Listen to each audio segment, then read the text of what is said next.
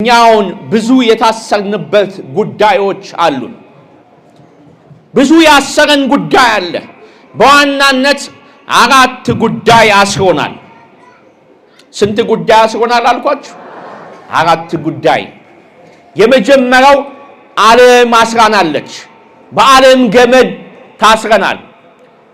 ስለ ዓለም ብቻ እያሰብን ስለ ዓለም ብቻ እየኖርን እግዚአብሔርን የማሰቢያ ጊዜ ሳናገኝ እንዲሁ ኖረን የምንሞት ሰዎች አለን።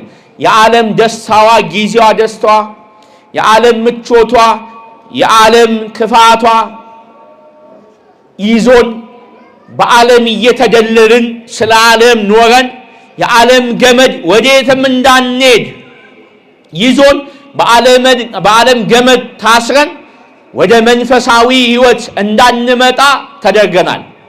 ዓለም በገመዷ የያዘችው ሰው ወደ እግዚአብሔር ሊመጣ አይችልም። ወደ ክርስትና ሊመጣ አይችልም። ወደ ቅድስና ሊመጣ አይችልም። በዓለም የታሰረ ሰው ሊጸልይ አይችልም፣ ሊሰግድ አይችልም። ለምን? የታሰረው በዓለም ገመድ ነው። ዓለም የምታስርበት መንገድ ጊዜያዊ ነገሮች ናቸው።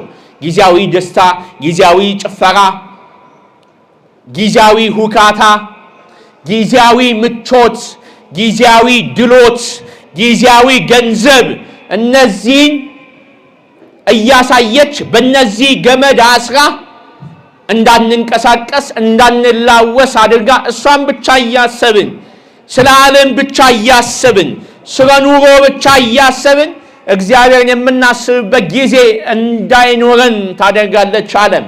ይሄ መጀመሪያ የታሰርንበት ገመድ ነው።